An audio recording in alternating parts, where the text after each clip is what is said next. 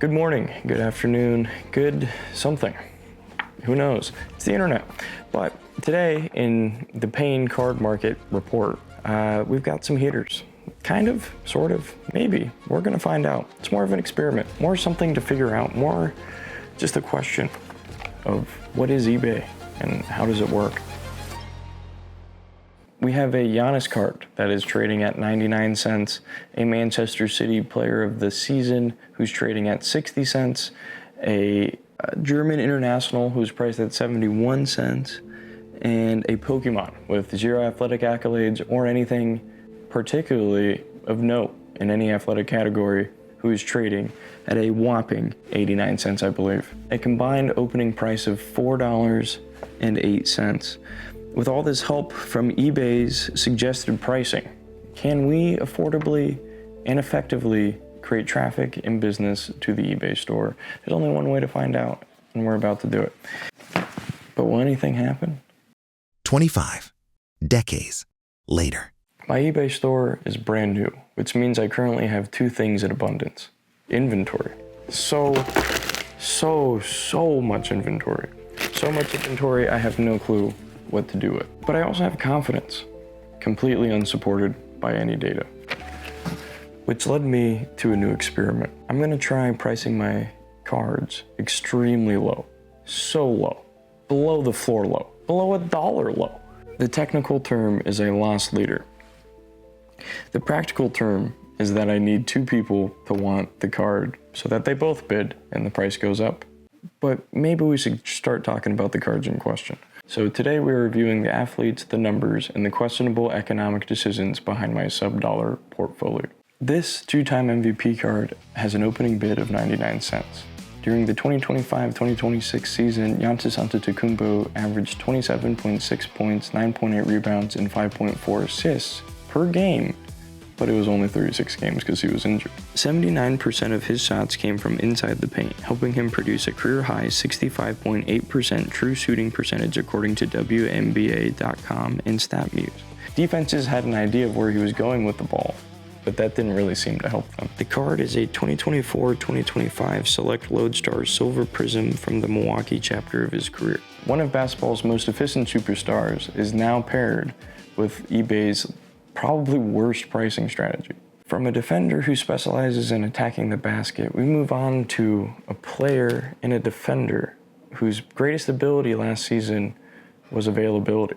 Josko Gvardiol has quickly become one of the Manchester City's most used player has a card starting at 60 cents. You know, the same place where Holland plays? During the 2024-2025 season, Josko appeared in 53 of Manchester City's 57 matches and played 4,513 minutes, more than anyone else at the club. He also led Manchester City in completed passes, tackles, and clearances before supporters voted him Player of the Season over names like Kevin De Bruyne and Erling Haaland.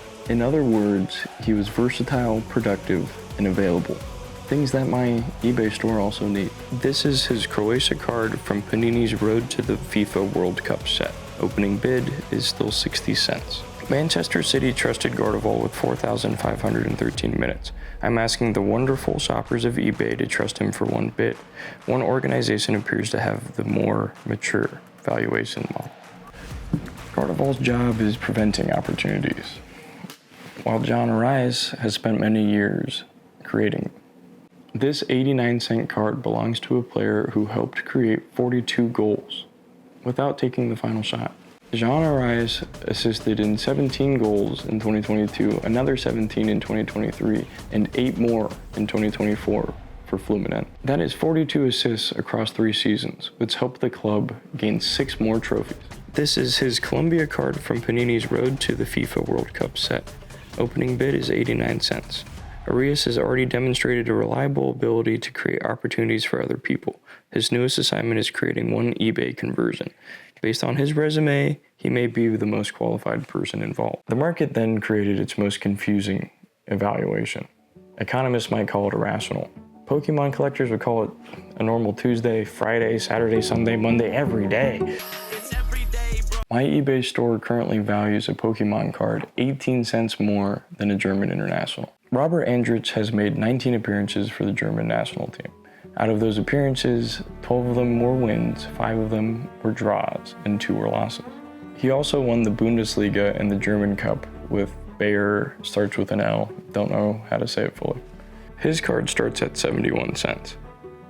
Jen Powell has 0 international appearances, 0 domestic trophies, and is not recognized as a professional athlete by any major governing body. The collectible market has reviewed both resumes and made a clear distinction. Sword-shaped fangs are valued higher, far higher, than defensive midfield discipline. Now for the other side of the ledger, the part where I spend money I don't have, because card business has 2 sides. Cards coming in, money going out significantly faster to get more cards, and more cards, and more cards.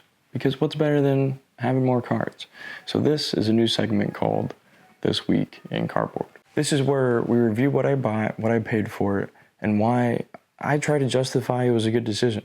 Starting off with possibly one of the craziest decisions, a Dalton Knecht jersey patch card. It's huge. This patch is massive. I paid $21.50 for it total with shipping and everything.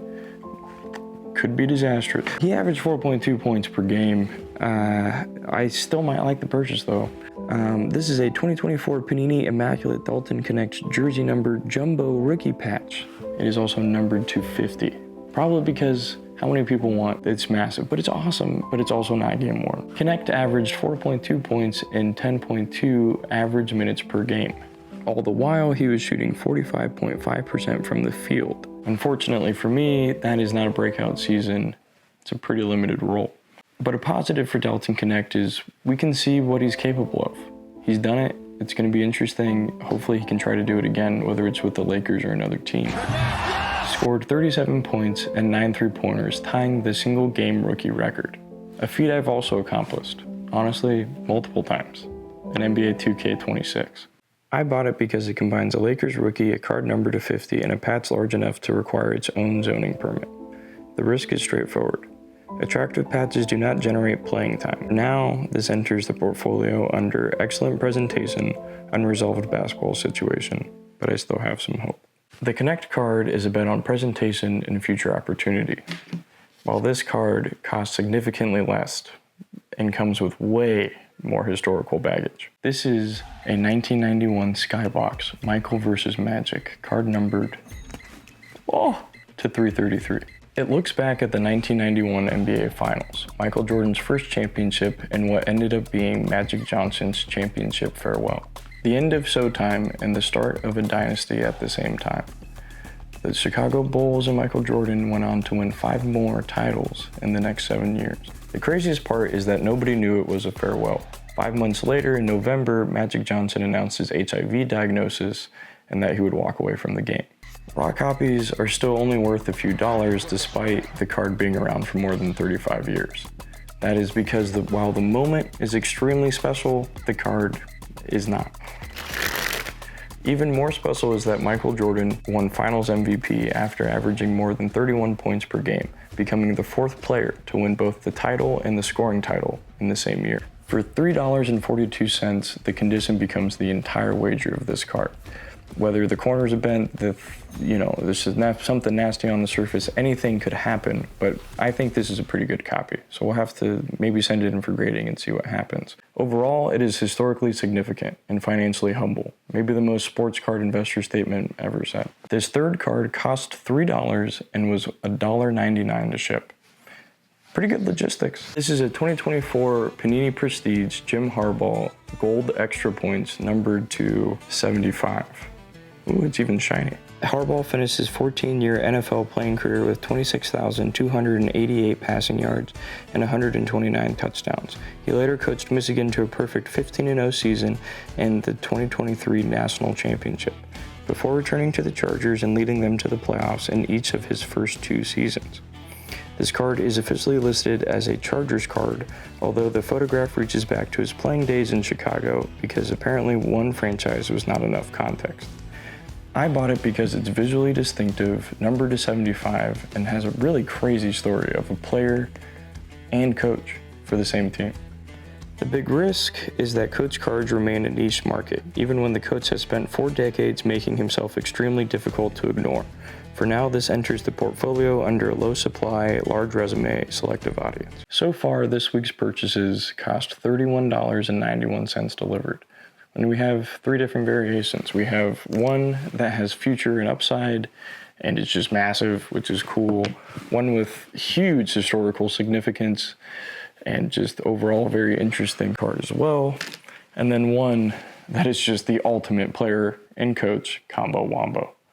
Now, let's return to the auctions to see if anyone is willing to finance next week's Hail Marys. Breaking news, not a single person wants any of these cards. So much so that I even called Casper the Ghost. And not only does he not have hands or probably an eBay account, he told me he had even heard of them in the void. So, good luck to me, I guess. Overall, it's probably too soon to call the experiment a complete disaster. There's still 6-ish, 5-ish days left. But if you're watching and you do want the card, please bid. That'd be awesome. If not, I should have the links in the description below, so that'll be exciting. So yeah, stay tuned for more experiments from my channel on the sports cards and things. And that concludes it. This has been the ATP Sports Cards Market Report, and the market stays open. And Chang Pao is inexplicably still extremely bullish.